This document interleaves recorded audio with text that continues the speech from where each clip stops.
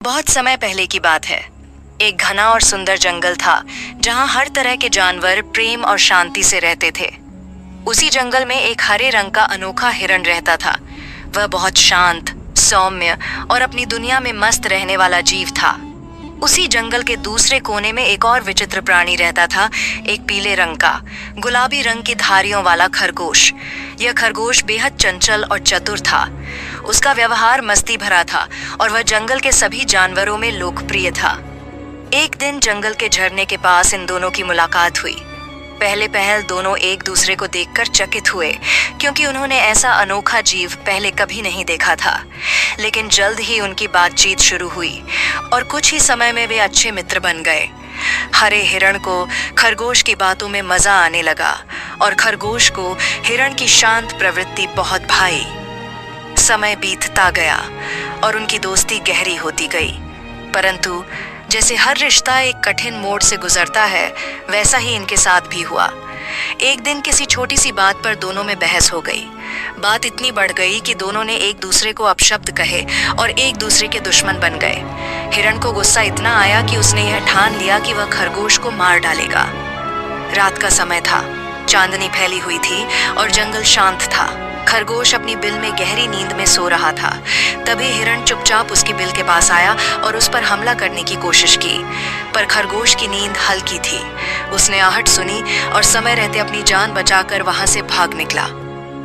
यह घटना खरगोश को अंदर तक हिला गई।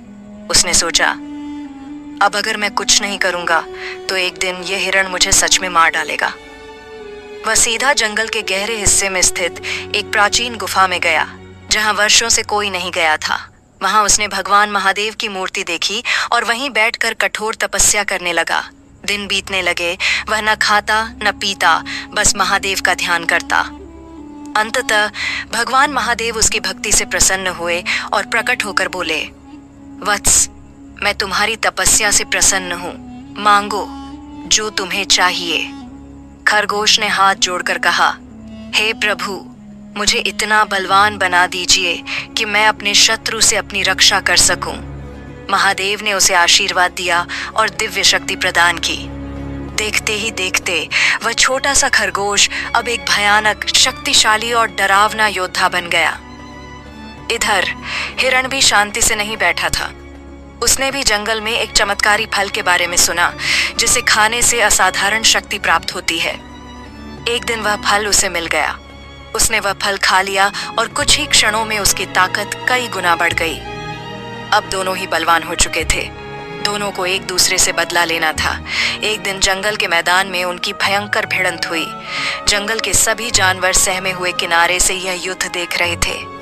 खरगोश की शक्ति से हिरण चकित था। उसने इतनी तेजी से हमला किया कि हिरण जमीन पर गिर पड़ा, लेकिन हिरण ने हार नहीं मानी।